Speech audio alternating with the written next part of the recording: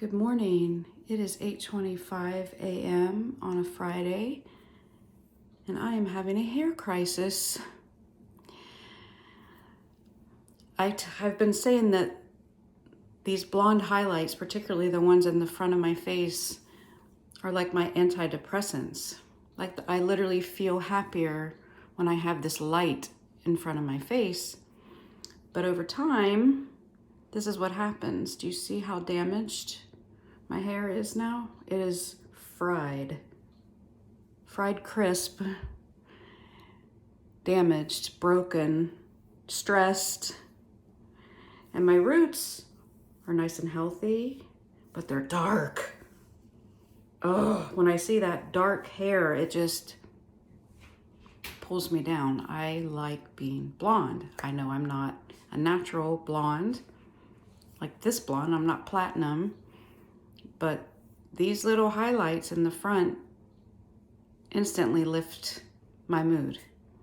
Just like getting a tan lifts my mood.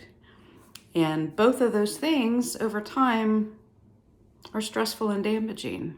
My skin is showing the effects from tanning. I'm much more dried out. My hair is extremely dried out, which I actually started to just my last session, I put a towel over my hair so that I wouldn't get the rays from the tanning bed. Because I didn't even consider that that could be damaging my hair. I only thought of it damaging my skin. But how we look, how I look, definitely affects how I feel. See that? Look at that. Oof. My hair doesn't do that. What is this about? It's an unruly piece of hair. Unruly. It's not behaving.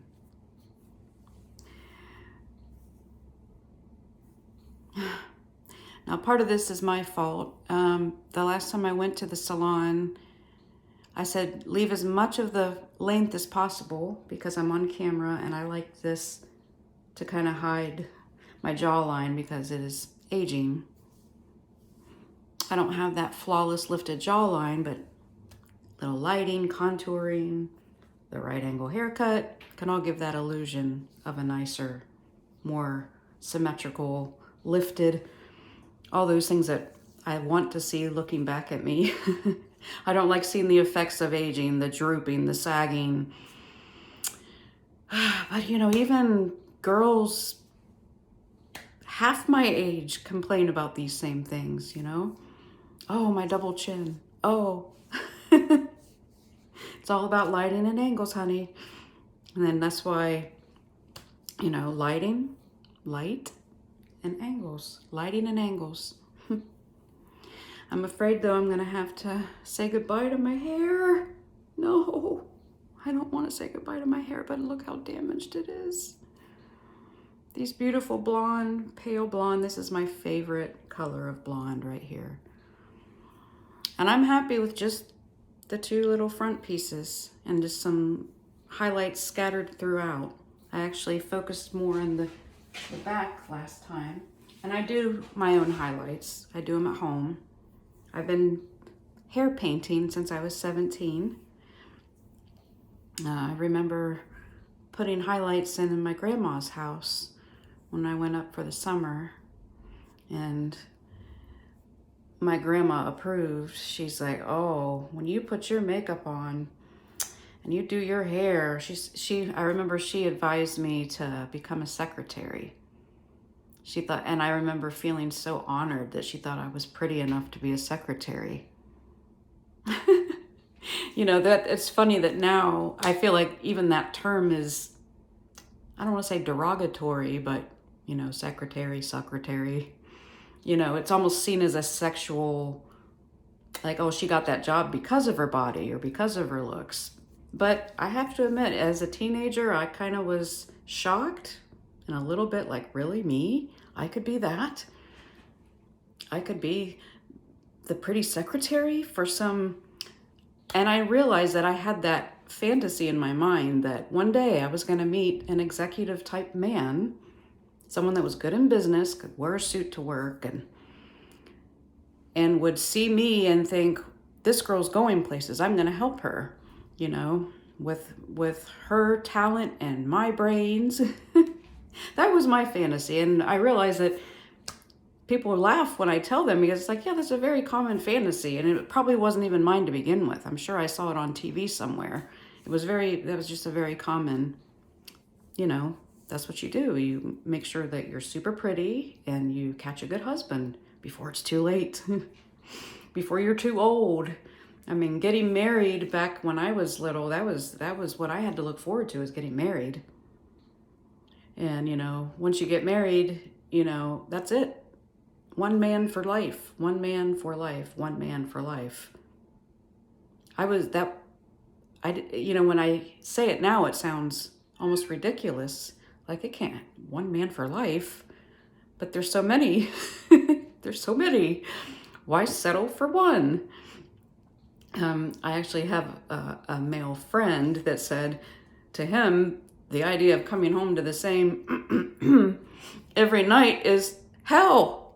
He said it would be hell. I was like, oh my goodness. I was taught that was what heaven was. You know, your eternal partner for life, for not only this life, but the life after. And that's what I was taught as a little girl. That relationships, that marriage was eternal. It went beyond this life. It went into the next. For forever and ever and ever. And again, I'm smiling because I know if I said this now to pretty much anybody, they'd be like, no, I don't want to be stuck with her for the rest of eternity. Are you kidding? Or him, her, him, or whatever you identify with. And that's another thing too. How much the world has changed. I mean, I'm 50. I had my 50th birthday. People say, don't tell people your age. Lie about your age. A woman should always lie about her age. I had a customer tell me that. He goes, you're an old bag. And that was when I was 43. So 7 years ago, I had a customer who was an asshole, really. None of us liked to wait on him. He was the epitome of the worst customer you could ever have. Called me an old bag, like shouted it in a restaurant full of people. And I'm looking at him, he's older than me.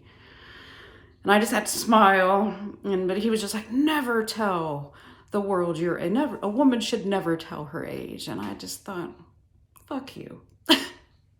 I've earned these years. You know. Don't take that away from me. Whenever I see someone younger than me, a girl I worked with, you know, is much younger than me, you know, and she's thinking, oh no, I'm getting old. I said, you know what that gives you? Automatically, it gives you a little more respect.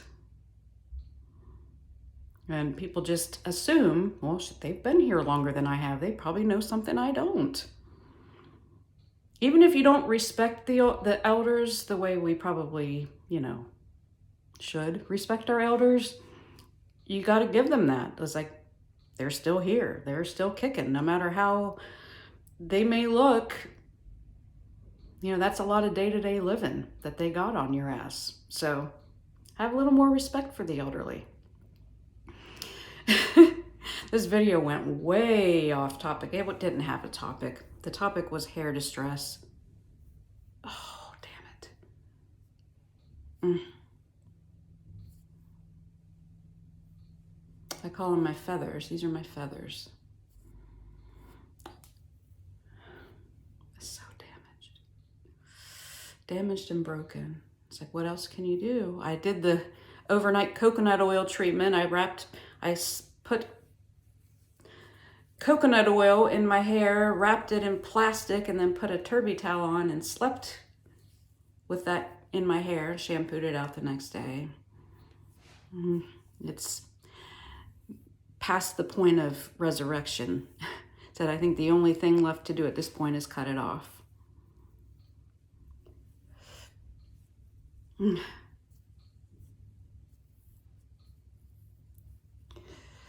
And I thought about the springtime, like we're coming out of winter and coming into spring.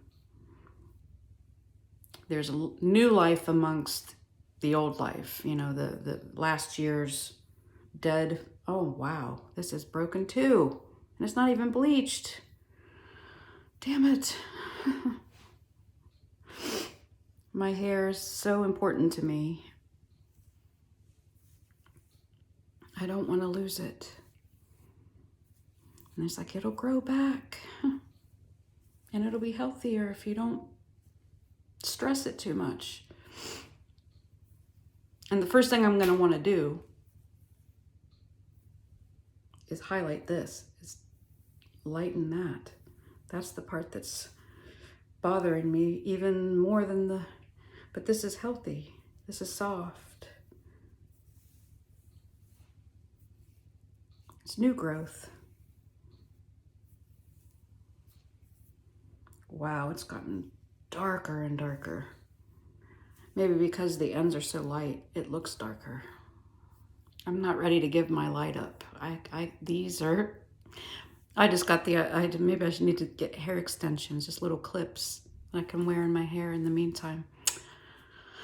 I'm gonna have to wear a hairpiece. Either that or just go off camera for a few months. I thought about that too.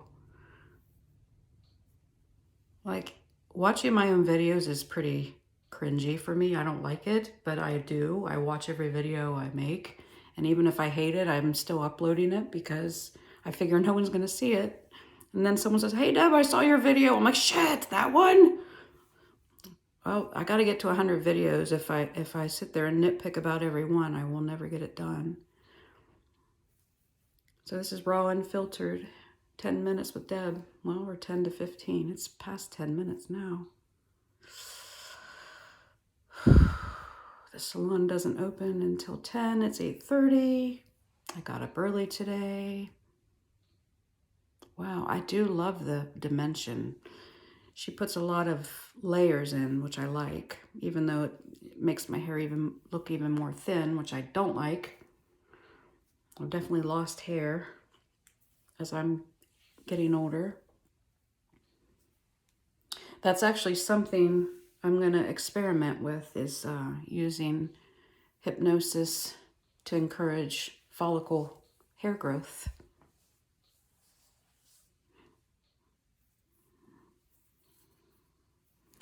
Can't hurt. I love that. It's like a hat. Like, I feel good when I have my hair on.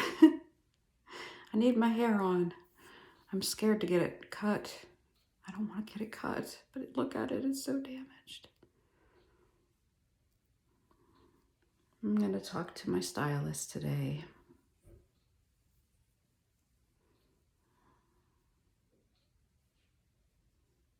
My magician. They say I'm a beautician, not a magician. I'm like, honey, to me, you're a magician.